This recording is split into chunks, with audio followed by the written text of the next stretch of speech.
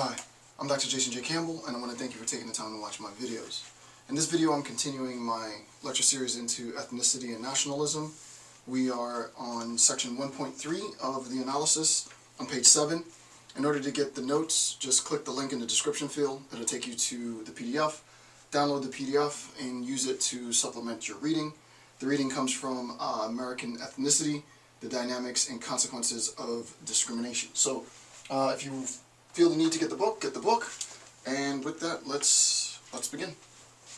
So this is Ethnicity and Nationalism.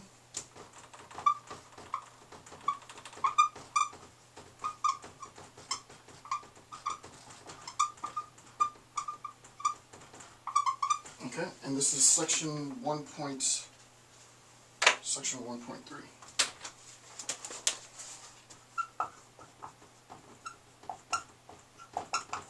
Okay, so with that, let's begin. You're gonna have to forgive me because I have to have my my morning coffee. All right. So this is the institutionalization of discrimination. Again, top of page 7. Institutionalization of discrimination.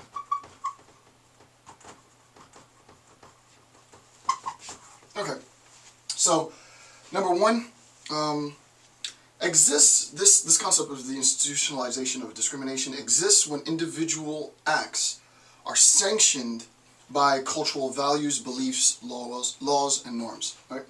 When individual acts are sanctioned, right? So the sanctioning of acts. Right? The sanctioning of acts. When individual acts are sanctioned by cultural values, beliefs, laws, and norms. So, whether we're talking about laws, norms, or cultural values, the idea is the sanctioning of the act that's important, right? And the question, without going into this with too much depth, because this in and of itself could take 4 or 5 hours, seriously, to explain it. But the question is, how do we come to understand? Not why. This is a how question. How do we come to understand the significance of sanctioning an act? Right. So we have to ask ourselves, how do we understand?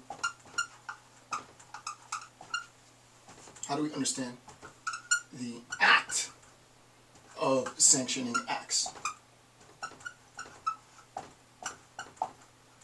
The act of sanctioning acts. How do we come to understand this, right? How do we understand the act of sanctioning acts?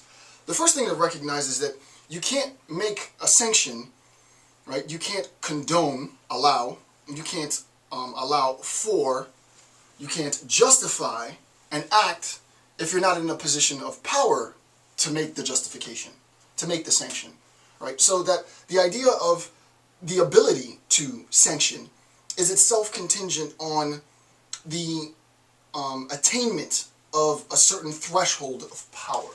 Right? So when we talk about sanctions, the first thing to recognize is that it requires power. Requires power.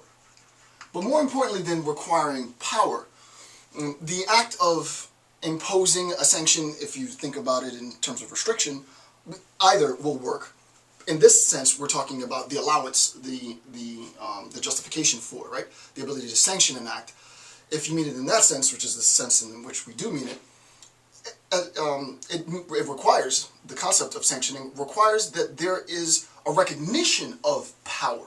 It's not just that you have power, and that itself could require more analyses, but that your power is recognized, meaning that in the relationship of power, in the dynamic between the institution that sanctions, because obviously we're not talking about an individual here, right? The institutionalization, that's the name of this section, right? The institutionalization of discrimination. The institution makes the sanction. And individuals recognize the power of the institution, right? So that it requires power. That power is housed, right? So this power is housed in the institution. And we have the relationship of the institution, INS, and the collective group, whatever they might be. This could be a ethnical subpopulation, recognizing, right? They are being sanctioned.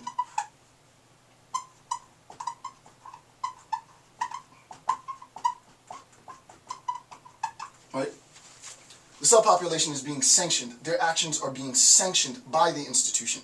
The institution is conferring an allowance so that the action might occur, whatever the action might be. So the idea is how, well, and this is just one part of it, right? So in terms of the ability to sanction acts with respect to the institution of discrimination, the institution sanctions acts, cultural acts, legal acts, beliefs, norms, and insofar as the institution allows for the action, well, you can imagine if there's an allowance for an action, right? If there is an allowance for an action, the institution allows a particular act, then the likelihood that that act will occur increases, right? If it isn't illegal to do an action X, if it isn't immoral to do an action X, then the likelihood is that based on preference, individuals will participate in that act. So that the idea is the sanction allows for an opportunity, a sanction in this sense, right? A sanction, and it's just the opposite in the other sense of sanction. But a sanction allows for an opportunity that wasn't otherwise there, right? It creates, sanction in this sense, creates opportunity. Obviously this opportunity is via the institutional power that allows for the sanction itself, right? So it is the ability to create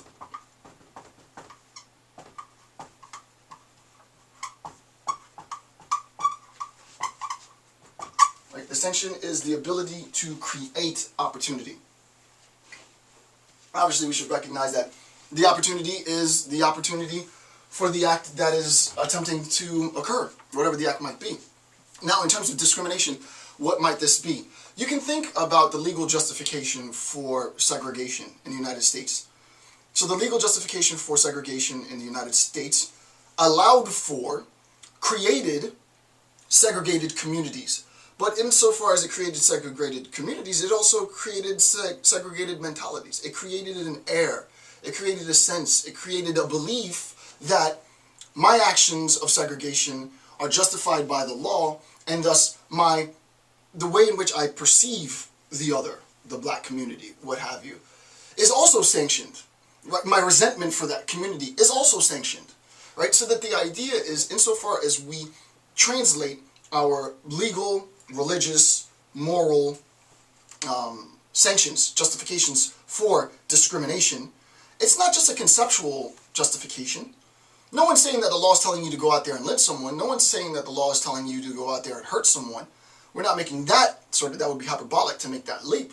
But the idea is, insofar as I already have a justification for segregation, it creates that justification for segregation, that justification for discrimination, creates the opportunity for others, for more extremist members of the population, to operationalize that discrimination physically, in terms of violence, in terms of intimidation, in terms of what have you. So if we think about, and I don't want to spend too much time on this because this would create, this would require substantially more into the analysis. The idea of, and there's tons of research written on this, right? The idea of an individual being in a position of power, allowing for or sanctioning what would otherwise be disallowed, creates a condition of conformity. And this is the whole Milgram sort of canonical obedience to authority. Obedience to authority is, in a sense, you could phrase, not even in a sense, you absolutely can conceptualize or articulate Stanley Milgram's obedience to authority as sort of a conceptual account of what happens when sanctions are lifted, or when sanctions are allowed, when an institution of power sanctions, allows for, justifies acts that otherwise would be disallowed. And the idea is, I want you to shock this participant, the participant has agreed to participate, okay, bzz, my actions were sanctioned, my actions were allowed, bzz, I zap them. And on and on and on and on until you reach a threshold at which, it becomes lethal. Will or won't the participant conform? The participant conforms. Why? Because the action, despite the atrocity of the act, despite the heinousness of the act, has been condoned, has been legitimized, has been sanctioned by the institution of power. and people confer almost all of their will, well, I'm not going to get into that, to institutions of power. So the idea, I mean, again, I don't want to spend too much time, I'm not going to spend any more time on this than that. This is sort of peripheral. But I do want you to recognize that the idea of sanctioning is far more substantial than this little bullet point that I put here. I've put enough breadcrumbs in that description for those of you who are uber nerds to go off and uber sort of focused to go off and see where that goes, right? You can see, you can sense, and there's more to this, obviously. You can sense that in terms of this concept of sanctioning with respect to institutional discrimination, that it creates a condition in which you could collectively, right, in which you could collectively institutionalize discrimination of populations. And for me, I do genocide studies. It's undeniable. I've done years of research on this. It creates sanctioning of acts, specifically the act of murder, creates regimes of killers, right? Mindless drone killers who kill on command. And that's really problematic, right, in terms of population governance and obviously in the preservation of power, right? As soon as the regime decides to go genocidal, it's usually the end of their power. So that's all I want to say with respect to that. Next, let's go to number 2. Again, just, there's substantially more I could put here, but I decided not to. Number 2, the institutionalization of discrimination are part of a way of social structure. And this is the way social structure normally operates, right? They are part of the way a social structure normally operates. And with respect to the nature of the social structure, without getting into structures of society, because there are many different structures of society, the way in which social structures operate, again, first we have to recognize that society is itself an abstraction, right? So let me just write that down. Society is an abstraction. And you'll have to forgive me if I'm going through this a little bit quickly. I don't want to spend too much time on these ancillary points. I just want to set the conceptual stage. As you know, this is not a lecture, but the first part of it is a lecture, it's not a classroom lecture. The first part of my lecture series, I want to, in the first part of the video, I want to sort of general concepts, and then we'll revisit them more complexly later. But the idea in terms of our social structures are themselves conditions of abstraction. Society is itself an abstraction. One of the key components to, and this isn't to say in any sense that it's exhaustive, but one of the key components, you know what, I probably should have linked that. I don't have a pen on me. If I would remember, and if I don't do this because I might forget, you might want to, number 2, just in your notes, write down symbolic interactionism. I have a video series on symbolic interactionism. You can watch that video series to supplement number 2. But the idea, which is in itself a ton of information, but the long and short of it is, our social structures are conditions of the interpersonal relationships that we build and the institutional relationships that we build. So it's me at the job, my relationship with this university, my relationship with the imaginary friends that I have, or your social interactions interpersonally, your personal interactions with institutions, and it creates a nexus. And this nexus is comprised of primarily information exchange, right? So one of the phrases, there are many different phrases that people use, but one of the most common phrases that they use is that society is a quote-unquote market, M-A-R-K-E-T, P-L-A-C-E, of I-D-E-A-S. The social structure is built like a marketplace. So the social structure, just like our economic structure, is built on a marketplace. The market isn't an economic market where we're talking about the exchange of goods and services for capital. What we're talking about is the exchange of ideas within the marketplace. So this is my contribution to the social structure. I'm willingly just continually pumping ideas into the marketplace of ideas without ownership or claim to these ideas, to allow you, graduate students and others, to latch onto those ideas that you think are cool, and run with some new concepts. Hey, I watched a lecture series and it created a new idea in my head, and I decided to go off and do some research on X. Now, this is all well and good because my intent is good, and I think what I'm doing I know what I'm doing is benefiting the world, society, but you can imagine that I could easily be here spewing hate into the marketplace of ideas, spewing discriminatory beliefs into the marketplace of ideas, and when coupled with the first point, being sanctioned, since I am a professor, since I have attained a PhD, since there's a certain social status that, justly or not, I've been entitled to based on my accomplishments in life, people will be like, oh, well, Dr. Campbell is a professor and he works at the university, so it must be ...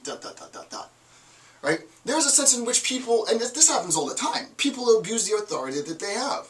They abuse the authority that they have. Why? Because they recognize that their contribution to the marketplace of ideas is facilitated by their positionality, right? By their social function. I'm not going to go too much into this, right? But the contribution, the ease with which an individual can contribute to the marketplaces of ideas is facilitated by their social functionality. The more rare the social functionality, the bigger the contribution, blah, blah, blah, blah, blah, blah. I'm not going to go into all that. So we stop right there. So that's that. Again, forgive me if this is brief, but this is just to set the stage for institutionalized discrimination. And then lastly, institutionalized discrimination, they are pervasive and persistent features of the contact among people. Again, remember, I said that the social structure is part interpersonal relationships, part institutional relationships. Relationships between institutions, relationship between people and institutions. So that's the social structure. It's built on this nexus, this marketplace of ideas where information exchange reigns supreme. Capital reigns supreme in the economic forum. Information exchange reigns supreme in the marketplace of ideas, in the social forum, social structure. They're pervasive, right, and persistent. And this is definitely a why question. Why is it? And I'm not trained to answer why questions. I answer how questions. But, I'd have to ask a historian. Why is it the case that discriminatory language, that discriminatory beliefs are as persistent and as pervasive as they are? And part of this within the context, we haven't gone to nationalism yet, but part of this within the context of ethnical distinction and ethnical difference is a recognition of kinship and allegiance. And that recognition of kinship and allegiance is situated in opposition to another recognized kinship, another recognized allegiance. And you have this perpetual us-them, right? There's a perpetual differentiation among human beings, and that's what's key, right? There's a perpetual need to, and I'll put need in sort of quotes because I don't think we need to do it, but we, you'd have to ask some cognitive scientists why this is the case. I really don't know, to be honest with you. There's a need for, and you can even put sociobiological. sociobiological. Right? There's a need for sociobiological differentiation. Why we do it is something I don't know why we do it. I know that we do it. I know once we've decided to do it, how we create institutions to facilitate and expedite this, but I don't know why we do it. I really don't know why we do it. I don't know. There is a religious answer for it. And it's because, we have fallen. But I don't, that's not a gratifying response for me specifically. I mean, that doesn't offer me any conceptual insight into why. Socially, sociocognitively, why we do it, I really don't know. I don't know why we do it. Probably just because we can. I don't know. So yeah, they are pervasive and persistent features of contact among people, and we know that. The question is, why is it the case? And the answer is, in all honesty, I don't know why. Okay, so that concludes the institutionalization of discrimination. Before we go into the next element, the next segment, this is why I wanted to go through these first three sort of quickly, is because I want now to to situate more clearly how the institutionalization is operationalized structurally, right? And I didn't have enough room. Sometimes a lot of this, the way I design a lecture series, is not to put everything into the lecture series, because if I actually write everything out, if I draw all the pictures and put it in here, you're not going to understand it. It's going to be information overload. It's better to just have something general and give you the content, the complexity of the content now. So the first thing that I want to look at is sanctions. We're gonna synthesize or hybridize all of these concepts, right? The sanctions, the structure, and the pervasiveness, right? The sanctions, and I probably should have underlined and highlighted each of these, but the sanctions, the structure, social structure, and the pervasiveness. So sanctions, structure, and pervasiveness. And now we'll see sort of the interrelation. Sanction,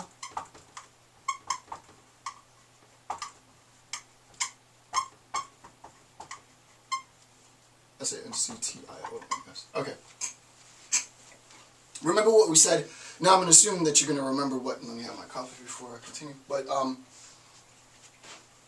remember what I said about the role of these sanctions. These sanctions allow for the opportunity, right? So we're going to consolidate everything I said to sanctions now, because I should have been clear.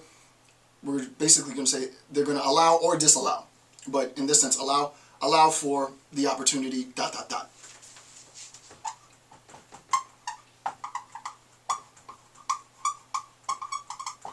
Okay? In terms of the structure, the social structure, we recognize that the structure is itself situated within informational exchange. That was what was key of it, right? So informational exchange.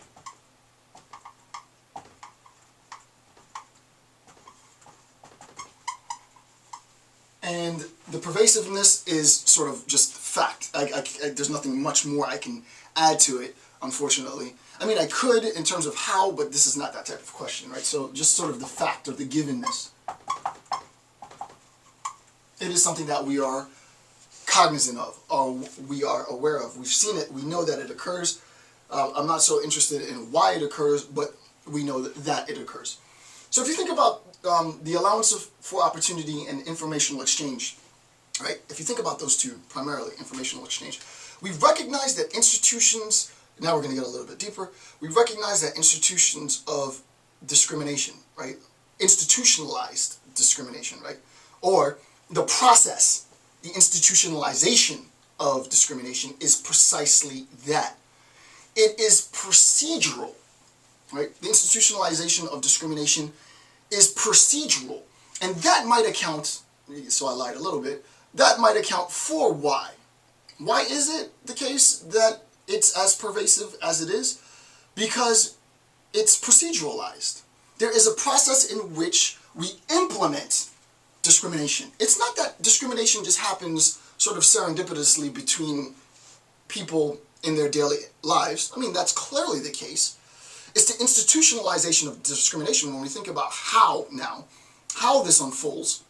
If we're talking about processes, we're asking questions of how does this unfold? It happens because of a procedure, right? P-R-O-C-E-D-U-R. It becomes procedural, right? It becomes procedural. And the question is, what is it that's becoming procedural? Discrimination itself. The practice itself becomes procedural. It's part of the way in which, right? So this is important. Discrimination becomes a part of the way in which those in power think about the community that's being discriminated. So here's an example without getting into party politics. I don't play party politics at all. I have, in terms of my lecture series, absolutely no political affiliation. I'm always open to conceptualization. So this comment isn't applied to a party, it's just a fact. It's part of the pervasiveness, right? So every election cycle, you always hear, unfortunately, about the way in which members of the political establishment in the United States speak about women and women's rights, right? So in terms of discrimination, I don't just want this to be about race and ethnicity. I want to show that this applies beyond race and ethnicity. When they talk about women's rights and they talk about women's just women in general, and there's always that one clip that you end up finding from a very privileged, probably white guy, making rather crass comments about women collectively, women generally. Whether it's bad intended or good intended, whether it's really offensive or not, is really not the point. The point is, discriminatorial practices are a consequence, right, of the procedure of discrimination, right? The practice, the act, is a consequence of the procedure. So we realize that the procedure informs what we do. It informs practice, right? So that procedure informs practice, right? Procedure informs practice, and what might the procedure itself be? And I don't mean this from a policy level, right? Sort of conceptually, schematically. What might the procedure of discrimination, the procedural act of discrimination, and I'm going to actually do this in my race, so I don't want to get too much into this, in my race series.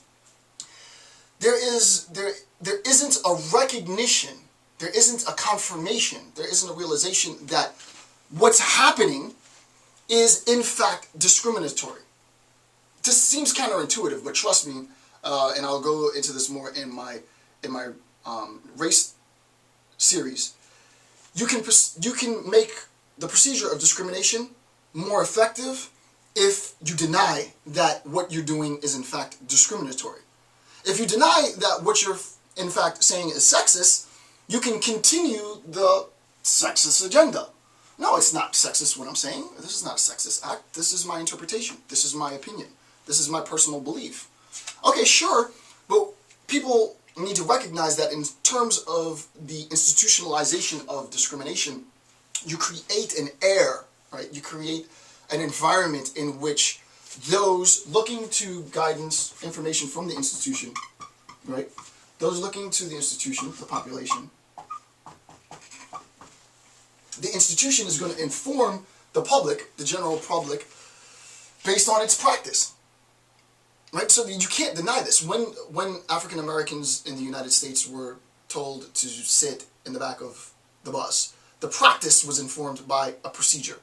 That procedure was really political procedure, right? This wasn't sort of conceptually procedural. There was policy informing this practice. You cannot separate the practice from procedure. Practice is a consequence of procedure. It could be procedural in terms of sort of policy-based governance, in a sense, or it can be procedural in a more social sense, and it's sociolinguistic. We adopt then, and I want to stop at this point because I don't want to go too much further into this, we adopt this institutionalization of discrimination. We adopt the language of, that's where I wanted to take this, right? We adopt the language of discrimination. So there was just one last bit, and then I'll tie this bit up. I was watching basketball maybe last year, finals time or something like that, and they had this series of commercials that the NBA promoted, where people would stop. They had famous basketball people, and they said, "Stop saying gay." So when I was a kid coming up, you would say something, and obviously I'm using this within the context of the lecture series. So people would say, "Oh man, stop being so gay," or "that was gay," or "that was gay," and it's not that what you're doing is a homosexual act. The idea is that was weak, right? That was effeminate. That emasculates you. That's a pathetic sort of statement or a pathetic act. It was an emasculation, really, is what it was. Gay was used as a means of emasculating another man. Oh man, that's gay. The idea is we create practices of discrimination. We act in a discriminating manner against members of the LGBTI community because we've adopted the procedure. We've adopted sociolinguistically, the language of discrimination. Insofar as we say, oh, that thing's gay, oh, that's gay, or the way you're acting is gay, we legitimize, right? We sanction discriminatory actions against members of the LGBTI community because we've already othered them. We've already differentiated them. We've already subhumanized them from us, insofar as we've evoked the language, the procedure of talking about them as though they weren't part of us. So that the language, so the commercial tells you, what the commercial is saying is, we need to stop this process. The pervasiveness of this language informs discriminatory practice. So if you think that what you're saying doesn't have consequences, and this is what's key, if you think that what you're saying doesn't have consequences, you are misinformed. That's like the gem of all of this. All of this sort of consolidates to that point. I had to get to that point. That's why I wasn't going to stop. The idea is, what we say means something. It means something substantially. Now, granted, this is a public lecture, so I'm not going to go into that too deep. But our words have consequences beyond ourselves, much larger than ourselves. What we say means something, so that insofar as we adopt the language, insofar as we adopt a language of discrimination, we begin the process of institutionalizing discrimination because we no longer see it. It's part of our everyday mode of speaking. So contemporarily, if we're talking about women as emotional and fleeting and weak and feeble-minded and what would they say? They're not stable, blah blah blah, and we joke and we tease. When you see a woman, you're going to believe that, right? And for those of you who see my office tour, obviously I don't believe in this because I got Rachel Might out right in the center of the wall. You know, shout out to Rachel. Not that Rachel needs a shout out, but the idea is, no, I mean, if we talk like this, then we think like this. If we think like this, then we're going to act in accordance with the way that we think, such that the procedure does inform the practice. And with that, I'm not going to sort of overkill it anymore. I think I've made my point clear. So just keep note. Again, this is me making my contribution to the marketplace of ideas so that you can take anything that I've said and do some more good in the world. Okay.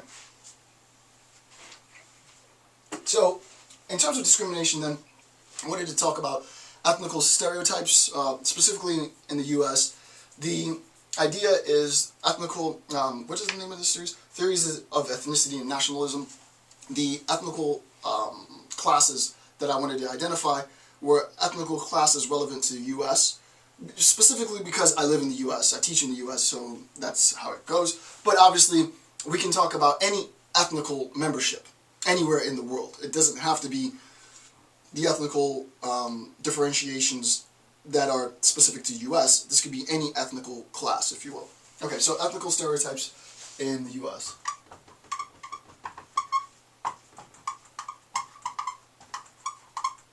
Yes, in America. Okay, so the groupings that we have are black, white, Hispanic, Asian, Native American, on and on and on. But those are the sort of macro level groupings, right? Black, subpopulation, main population, American. So black American. In my race series, which I'll talk about in a completely different context, we'll talk about Americans and white Americans. I discussed that a little bit in this series, but we talked about the fact that the majority, the general population, doesn't have ethnical affiliation with their national identity. That it's just national identity and not ethnical identity tied to national identity. And there's some meaning in that. We'll get to the significance of that later once we start to transition from ethnicity into nationalism, but I'm not going to talk about it now. Hispanic, Asian, Native American, such. So here's a key point. Ethnic identification informs, right? Ethnic identification informs behavioral expectation. Variation in etiquette, public rituals. I'm not going to write this on the board, but it's important to recognize, right? First, ethnic identification informs behavioral expectations. I did this in the first series, I think section 1.0, where I talked about the way in which we arrive at either an archetype in the Jungian sense or just a symbolization that we then generalize across a general. Now we're getting a little bit deeper, so I hope you guys can follow. I think you guys, maybe I will read some of these comments. I don't know. I don't know if I want to allow myself to read comments, but so you'll have to forgive me, right? We're sort of moving towards a more jargon-filled, a more nuanced discussion, so that's where this is going. So in terms of the idea of symbolization, right? Symbolization is based on generalization of behavior. So in terms of the Sambo, the example of the Sambo is a consequence of the generalized characteristics, behavioral characteristics, which is grossly caricaturized, right? It's a caricature of the black community being lazy. So you generalize the behavioral expectation, the behavioral characteristics, in quotes, of the community, you arrive at the symbolization of the Sambo. Ethnical identification absolutely informs behavioral expectation. Why? Because it's precisely because ethnical identification informs behavioral expectation that we have police profiling, as an example, right? Police profiling is built on the belief that insofar as members of the institution of power see me, see how I look, they have the expectation that I'm doing bad. Now, I don't necessarily, clearly I don't believe this. I'm in Publix the other day, which is our local grocery store here, and there was like a member from like a SWAT team or I don't know, like a K-9 unit, and he was white guy, big white guy, fitted in all his police regalia, he had his gun on, he had his vest on, and he's getting groceries, and I saw him, and I think he saw me, but the idea was, you know, I cannot control how he sees me. I cannot control how he sees me, but rather than looking at him as, oh my goodness, this is a guy with power who could potentially do me harm, since I know I'm not in any infraction, I'm not doing anything wrong, I think to myself, wow, this is cool. You know, if anything pops off at Publix today, we got this dude to protect us. That's what he's here to do. I just took comfort in that. The idea is, insofar as we can't escape, right? We cannot escape, minorities cannot escape how people see us. I can't control the way in which you see me. If you were to see me on the street with my tattoos out, and I'm a bit off tangent, but I want to use this point, right? So I'm going to continue down this line. It's called a wife beater. Nobody calls it a t-shirt, right? So I had another lecture series. Somebody was like, you shouldn't use the word wife beater because it's sexist. And I'm like, please don't watch my videos if you can't see past the veneer. Oh my goodness. Anyway, so imagine that I have a wife beater, and I know it's politically incorrect to call it that, but that's what society has called it. So imagine that I have a wife beater on, you see me on the street, all tatted. The last thing you're going to think is I'm a university professor. It puts me in a position of power. What people don't realize is that profiling puts me in a, now granted, I'm also putting myself at risk, but it puts me in a position to recognize how you see me. How do you really see me? Don't tell me what your thoughts are. I want to see in practice. I want to see in action how you treat me.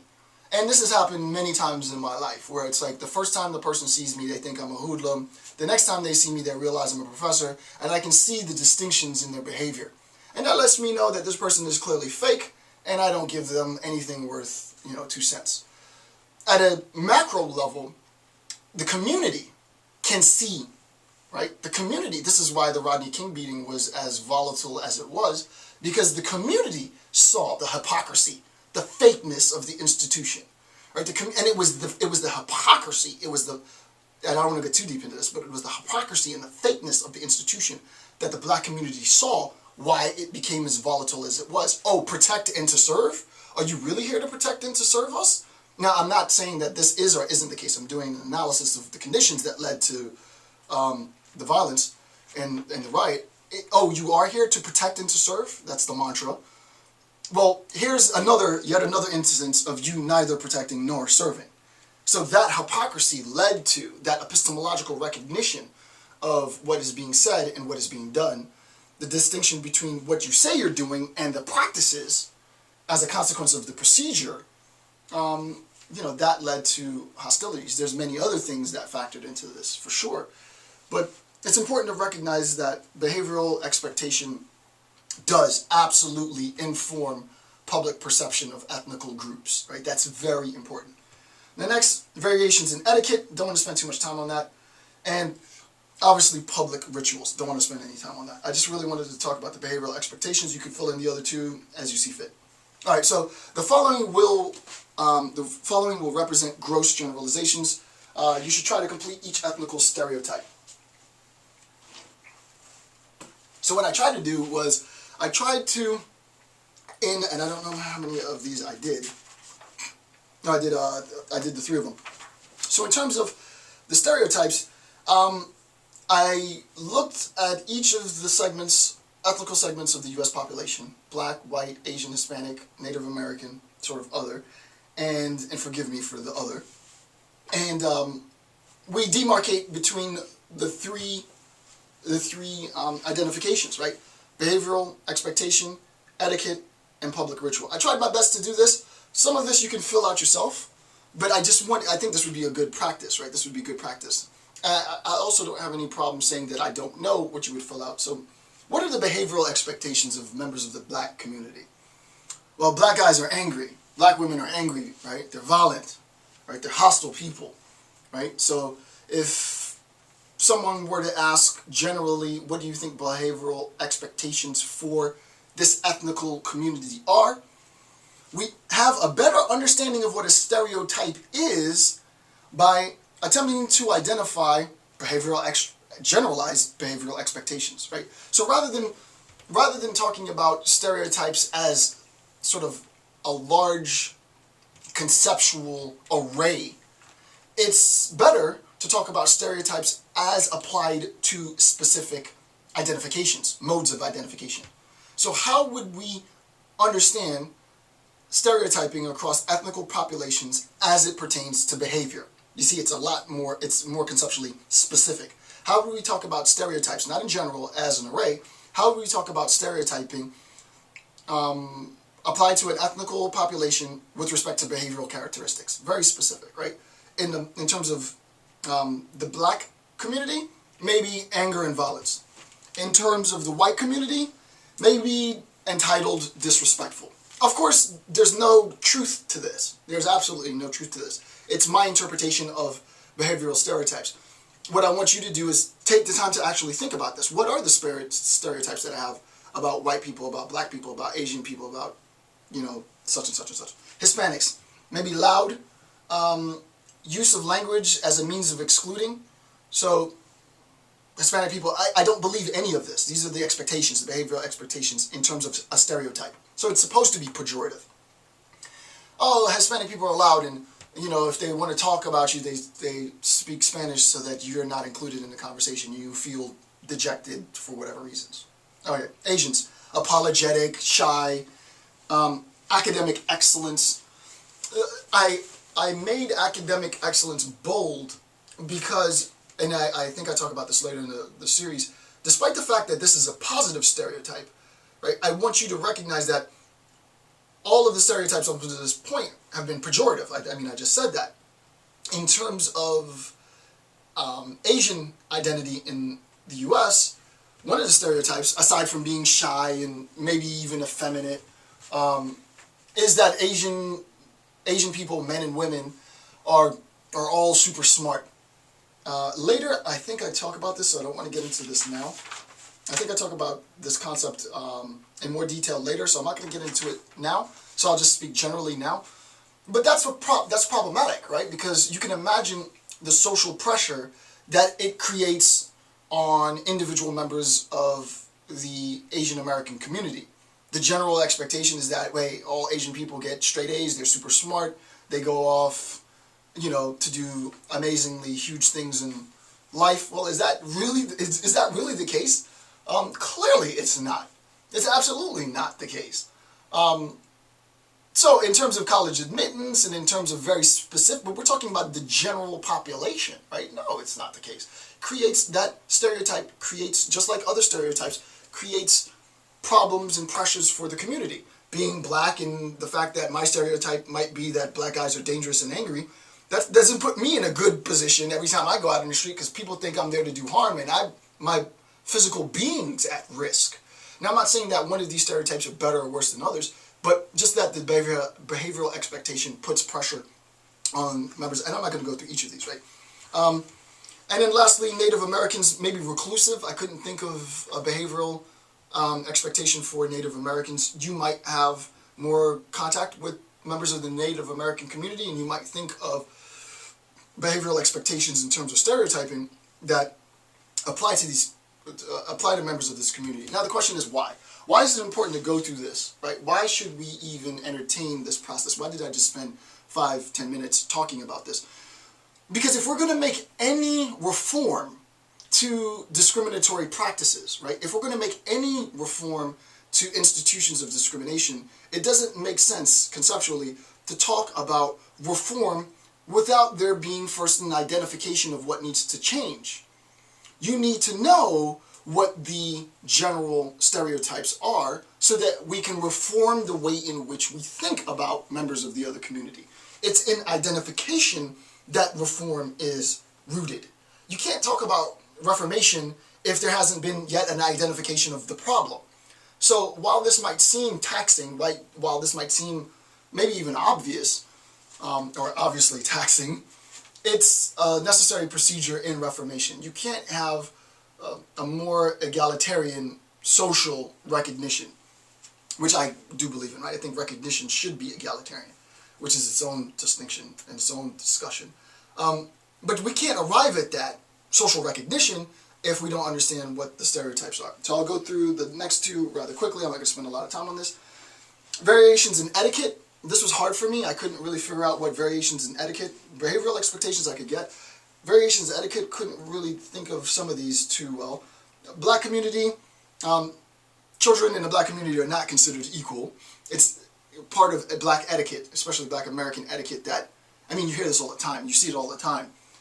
You watch any black comic, for good or bad. Remember, most of these are pejorative.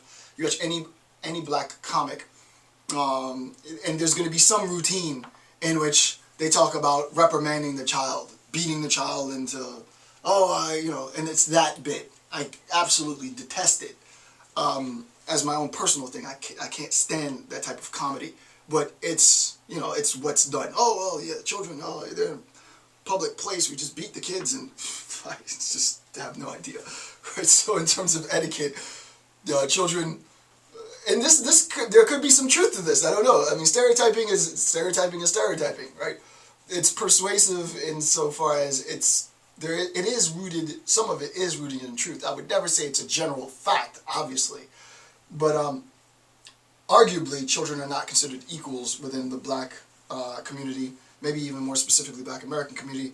In the Jamaican community, it's roughly the same. Children are to be seen and not heard. We're not having a discussion with the kids. The kids are told what to do, speak when you're spoken to, and that type of thing. Prayer is big. Pray before your meals. Pray, pray, pray. All of this is part of sort of etiquette. White community, maybe puritanical.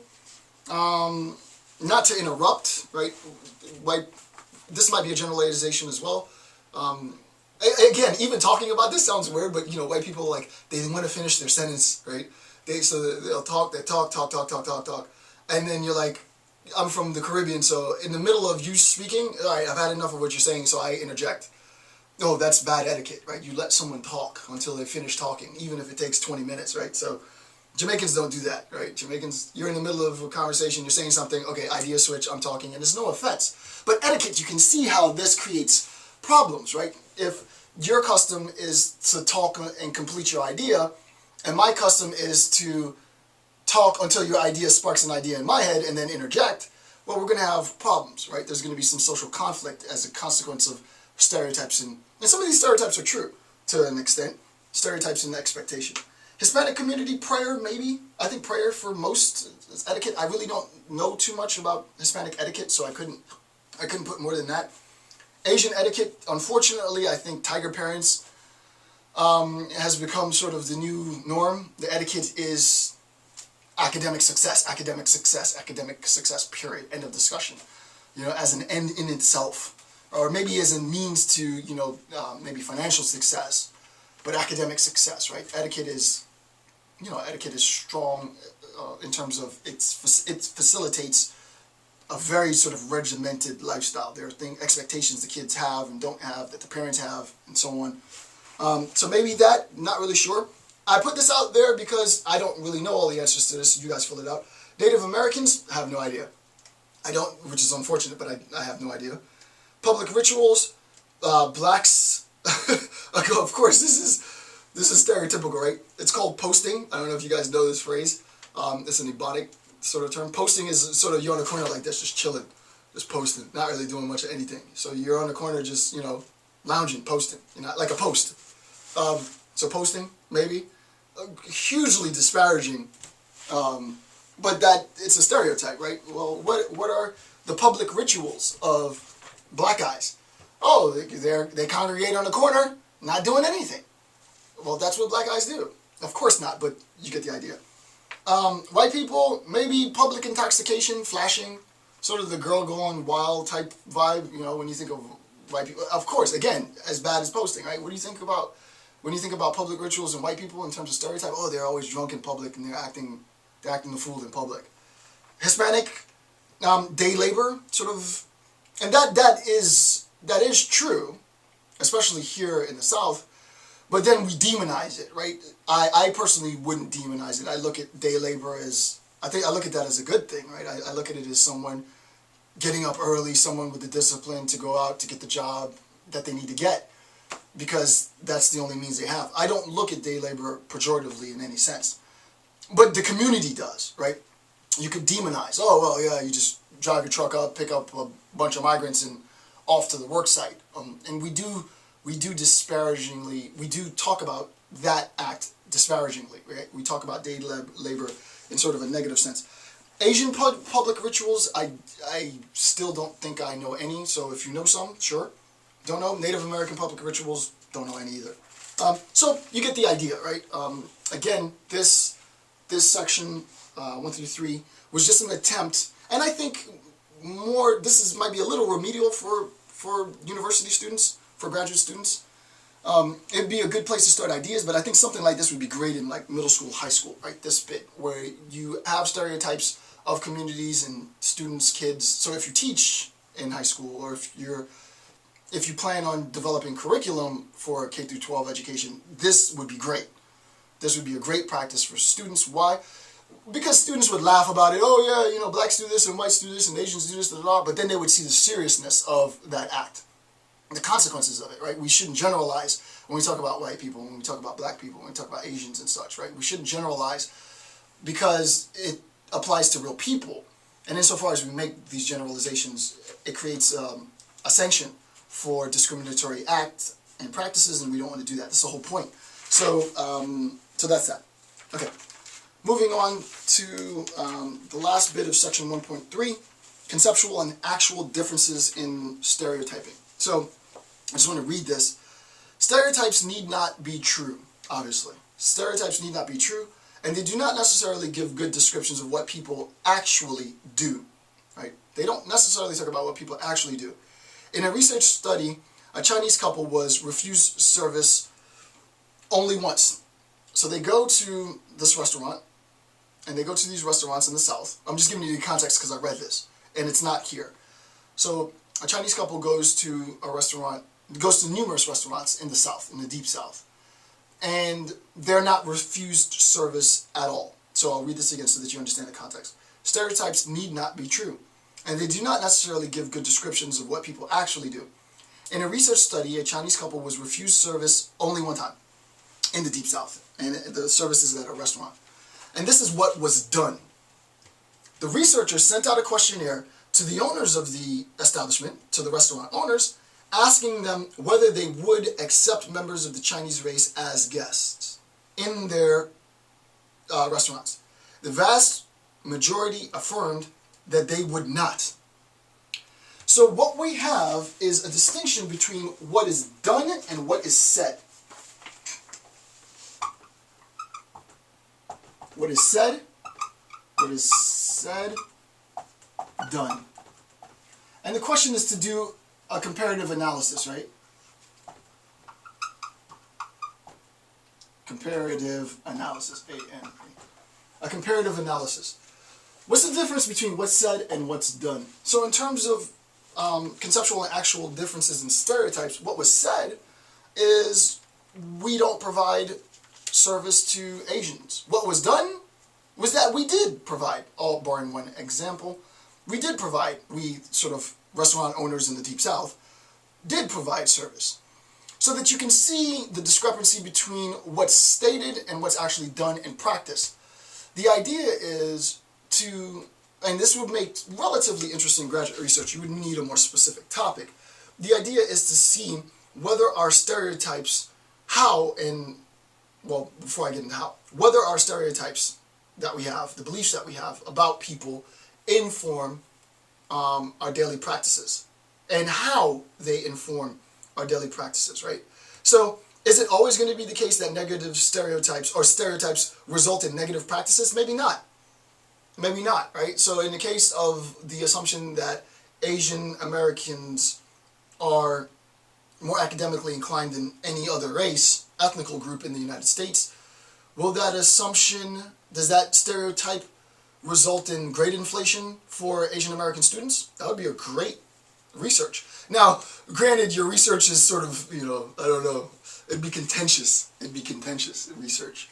But I think it would be interesting research to see, right? Would the expectation that Asian Americans perform better than other ethnical groups result in grade inflation for Asian American students? Who knows? Someone would have to go out there and construct a test to see if it does. But that's the idea, right? It's not always the case that these assumptions, these stereotypes, these beliefs, generalizations that we have result in disparaging beliefs about others. Sometimes it might unjustly benefit others, right? So that's what we want to identify. We want to identify those instances in which stereotypes unjustly benefit and normalize that so that there aren't additional benefits for just ethnical membership, to be technical, right? You don't want to have additional benefits for ethnical membership, because if ethnical membership gives you benefits, if I'm not part of that race, then I don't get part of the benefit.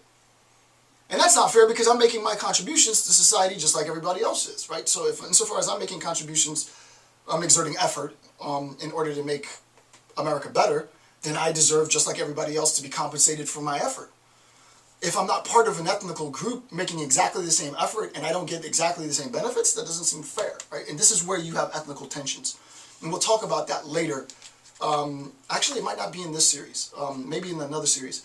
I would recommend that you watch this lecture series along with my lecture series on race, because a lot of the concepts sort of overlap, and I don't want to go into that discourse. There's an entire discourse on sort of inter-ethnical conflict within the community, primarily economic conflict within the community and structures of power that facilitate this inter-ethnic conflict, but I'm not going to talk about that now. It would be sort of tangential. So that's all I want to say with that. And then lastly, 7 general functions of stereotypes. I want to talk about that. So my recorder has been sort of acting up the past couple lectures, so I'm going to pause right here, and then so that I don't lose content, and then come back and talk about the 7 general functions of stereotypes. Okay, so now it's time to discuss the 7 general functions of stereotypes. So let's continue with that.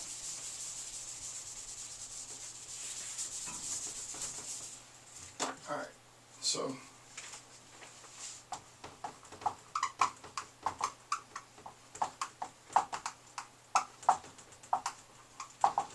seven general functions of stereotypes. 1, helps the individual create order, right? Helps the individual create order.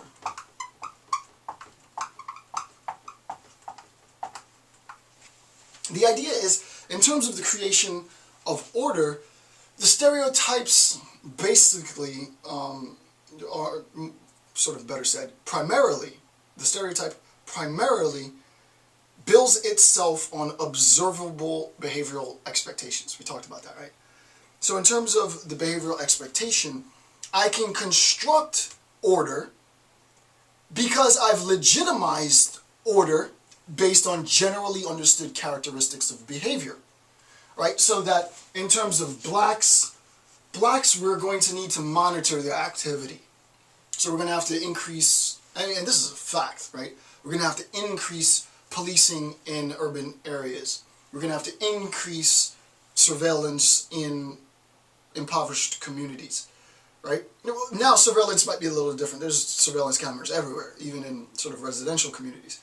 But there's no surprise that there is increased police presence in urban communities. Now this might change as our metropolitan areas change and the dynamics and the economic dispersion of wealth, distribution rather, of wealth changes within the metropolitan area, but there is a higher tendency of policing within minority communities, specifically because behavioral expectations are blacks are more violent, blacks are more prone to looting and robbery and blah blah blah, right? So that we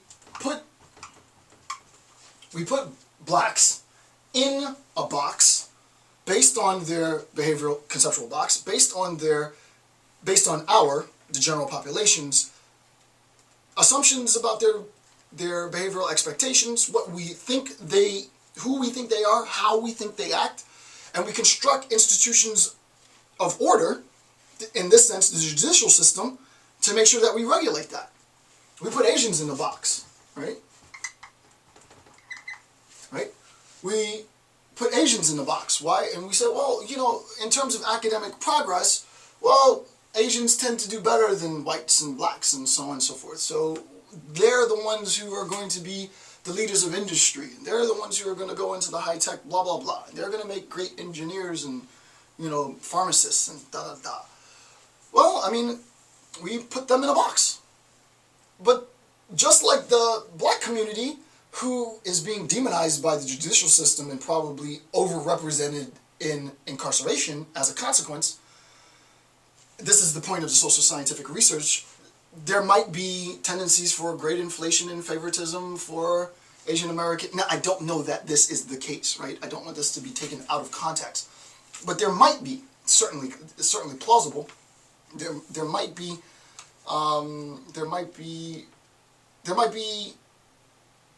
institutions in place that aren't known, that aren't visible, that benefit Asian American students simply because they're Asian American, right? Because the teachers themselves aren't informed of their bias, and as such view students differently, specifically because of their ethnicity.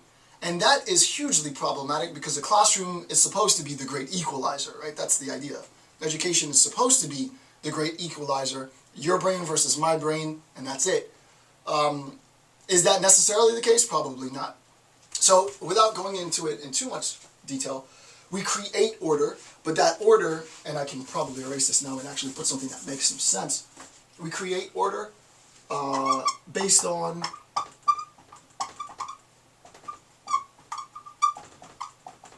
we create order based on the generalized sense of behavioral expectations of members of the ethnical community, right?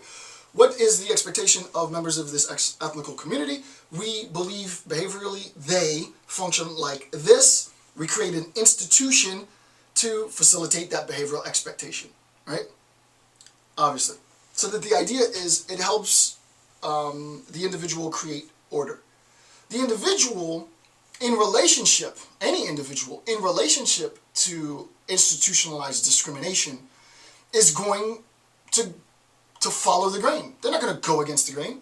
If the general belief is that black people are generally upset and angry all the time and always mean-faced and always, disgruntled about something, then the I don't want to go too much into this because I've actually read research on this, right? Quick aside, I wish I could find it. I read research. It's just a student was doing research and asked me for the article. I found it and I gave it to him or her. I forget if it was a man or a woman.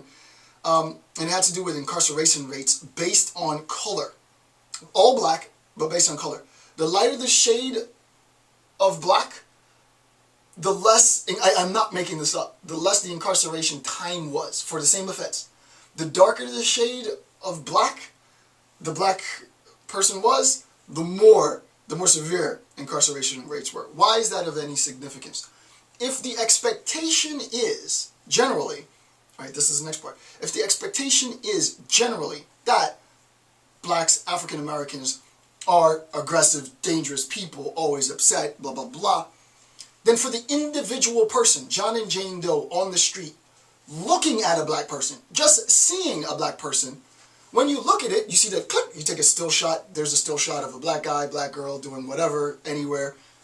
Oh man, look how upset he is. Look how upset she is. He looks so mad. She looks so mad. He is so mad. She is so mad. Because you saw a still photo of someone, you saw me walking down the road, and you can tell my emotional disposition because of an image? Wow, we got to tell a neurocognitive scientist about that. That's pretty interesting, right? You can see how this would lead to a lot of problems, right? For individual assumptions, stereotypes put you, the individual holding a stereotype, in a position of weakness. And that's the point, right? I do this all the time. I play the idiot. If you don't know me, and lots of people don't, thankfully, oh, well, yeah, I don't know what you're talking about. Let me know. Oh, you think I'm this? Sure. Act like I don't know what's going on. Right? You think I'm smart? You think I'm super? You think I'm the best? Well, that's great. Why don't you give me your bank account number? Thank you. Right? You might be a little too trustworthy. The idea is social order is created by conformity with these behavioral expectations, but the conformity of individuals with these behavioral expectations puts them, the individual conforming to these beliefs, in a position of weakness, in a position to be manipulated, in a position to do harm to those who otherwise pose them no threat. So obviously, there's nothing good that's going to come out of, primarily out of stereotyping and discriminatory practices. 2, quote, make it possible, the function of stereotyping makes it possible to divide the social world into kinds of people. And I don't want to spend too much time on that. It's pretty obvious, right? We divide them into kinds. They're different from us. And the important thing to recognize is the incommensurability, right? The belief, at least, that your cultural practices and your kinship is so different from my cultural practices and my kinship that you're different from me. You're excluded from my group. You're in that group, I'm in this group. And that creates tension, obviously. It preserves distinctiveness, which I don't necessarily think is a bad thing. I'm for that. But if there's a refusal to understand, if there's a refusal to empathize, that becomes problematic, right? And I'll talk more about that later, but I don't want to spend too much time on that. Number 3, provide criteria for classification. I mean, this is sort of obvious. So in terms of classification, insofar as we make distinctions in type, insofar as we make distinctions in kind, the next move is to make hierarchical distinctions, right? So we've differentiated A, B, C, D, E. Now we want to rank, right? A at the top, D at the bottom, and I'm a member of this group, and you're a member of that group. The idea is we construct systems of discrimination. We construct systems of discrimination based on the belief of difference and then the hierarchical ranking of difference. So first we have to establish the fact that there is a difference. We recognize that this difference is socially constructed. After we've identified difference and legitimized it based on our social construction of difference, we then rank it. And once we've ranked it, then we've created the institution for discrimination, right? Once we've ranked ethnical distinctions, we legitimize the procedure of the pervasive act of continued practices of discrimination, because they are better than us, but we are better than them, and on and on. So any caste system, any CASTE system, any class system, CLASS system, hierarchical ranking leads to institutionalized practices of discrimination. I'm not going to write all this on the board. Number 4, gives the individual the impression of understanding. And this is important, right? It gives the individual the impression, I sort of touched on this earlier, but it gives the individual who believes in the social stereotype the assumption that you know. Oh yeah, I know what they are like. Black guys, I know what they are like. Until you meet one and you want to make an exception for, right? This is where exceptionalism comes in, maybe even tokenism, which I'm not going to talk about in this lecture series, that's more of my race. That's where that comes in, right? Dr. Campbell, he's not like them. My whole effort is to say I'm exactly like them. This is why I did my video in the wife beater, saying it was a wife beater, with the tats, rapping horribly, because I don't want to be pigeonholed. I don't want to become that professor. Not knocking that professor, I've always had those professors, right? The old white guy who looks the part. and they raised me. So I mean, you know, everything I have is indebted to them and my effort. But the idea is I don't want to be like that, right? I want to keep it funky. I want to keep it 100. I want to keep it 300. Shout out to Chief Keef. Shout out to Chief Keef in the middle of my series. I want to keep it 300. I don't want to be that guy, right? I want to remain part of both communities. I want to be firmly entrenched in ghetto culture, in urban culture, and I am firmly entrenched in ghetto urban culture, and I am part of the ivory tower. I'm both. So that the idea is, don't make the assumption. This idea of the impression of understanding is basically consolidated into the assumption. Don't assume that you know, because you don't. You don't know. The only way that you do know is if you genuinely interact, if you genuinely have interest in the person. And without that genuine interest, then, you know, it's more perverse. It's just voyeuristic. It's just, I just want to see from a distance, but I don't want to come to know the person for who he or she really is. You'll never have true understanding, right? True understanding is only ever possible in terms of interpersonal understanding with engagement. You have to engage the individual. The next, number 5, justify privileges is important, right? The justification of privileges, if I have already legitimized this social hierarchy, this ethnical racial hierarchy, based on some sort of concocted social construction, well, I'm going to justify my privilege. I ought to have more. Why might I ought to have more? Because I'm a member of the class that gets stuff done. I'm a member of the class that's innovating. I'm a member of the class that's contributing. I'm a member of the class that's working. So I ought to have more. I ought to have. And you ought not to have, because you're a member of the parasitic class. You're a member of the parasitic race. And this language becomes very, very toxic, right? I do genocide scholarship extensively, and this is like 101 for a genocidal regime, right? The act of dehumanizing the other. When you started talking about people as though they were not people, when you start talking about them in terms of parasitism and leeches and vermin and roaches, you lay the substrate, the primer, for an apathetic view for members of those community, and then you can build on that. Believe me, you can build on that all the way until you arrive at the point of the justification, the political justification for mass murder, which is genocide, right? And once you get at that, once you reach, you know, sort of take it to that level, there's no going back. It becomes very problematic. So justification of privileges. Number 6, differentiate access to resources. This is important, right? In terms of, and I might come back to this. Let me put a little star by that. I might come back to that. Just make a conceptual note myself. Access to resources is important, especially since we recognize that the resources that we have are not infinite. Be it, you can pick your favorite resource. If there is, this could definitely transition from ethnical to national. There's no question about it, but I don't want to do that just yet because we're not ready for that just yet.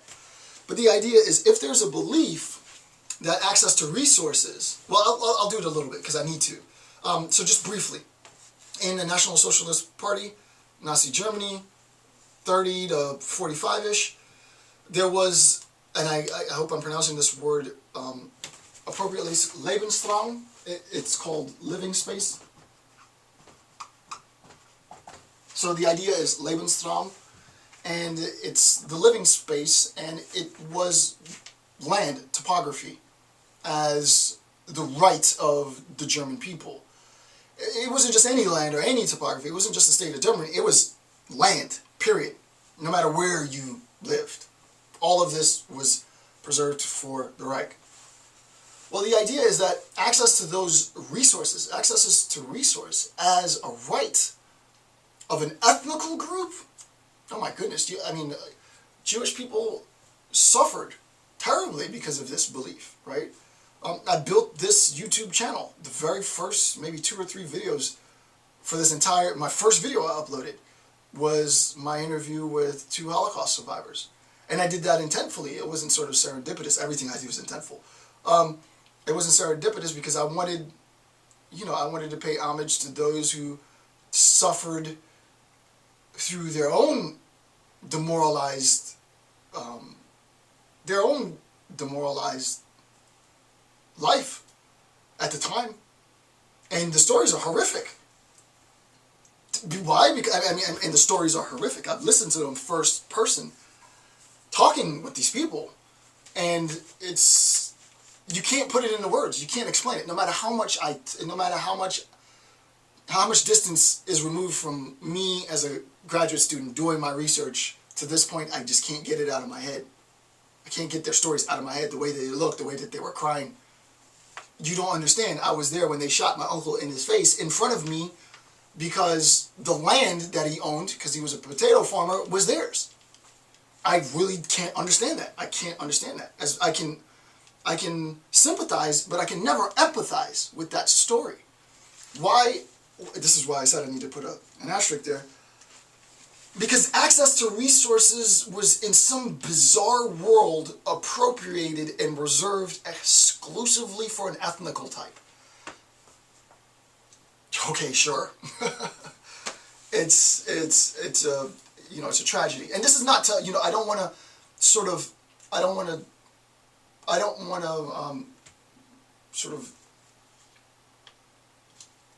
don't even know if I want to go any more into that, right? I don't even know if I want to go any more into it. But the idea is, it's absurd. It's absolutely absurd, right? To think that ethnical types, which are socially constructed, inhere some rights within it. There is some right for resource acquisition. Very dangerous stuff. Very, very dangerous stuff, right? And then, so moving on, number 7. When directed toward a ruling group, may alleviate feelings of powerlessness and resignation, the symbolic revenge. When directed towards this idea of stereotyping, when it's directed towards those in power, so the discrimination, the stereotyping of individuals who have power. So in the States, this would be like discrimination, or in a sense, this would be, not in a sense, actually, this would be sort of 1%, 99%, to use Occupy language. The stereotyping of 1%ers, when directed towards a ruling group, may alleviate feelings of powerlessness and resignation, the symbolic revenge, right? It's symbolically revengeful to say, oh, well, those 1%ers, all they care about is wealth in themselves and opulence and their $6,000 curtains and their, $20,000 toilet seats and their $19 muffins and such, right? They don't care about the people. All of it is stage play. None of it is about us. All of it is about them. That might be true in certain instances. It is absolutely true in certain instances. But to generalize across the entire population of quote-unquote 1%ers here in the States is false, right? I mean, Bill Gates Foundation, the Bill and Melinda Gates Foundation does a lot. Buffett rules in place, that does a lot. Lucas has given a ton. Zuckerberg gave $100 million to education. I mean, you can't do that, right? You can't do that. That's the point of stereotyping, is this generalization. Are there some members of the quote-unquote 1% who all they care about is themselves and they don't care about any social good? Of course they are.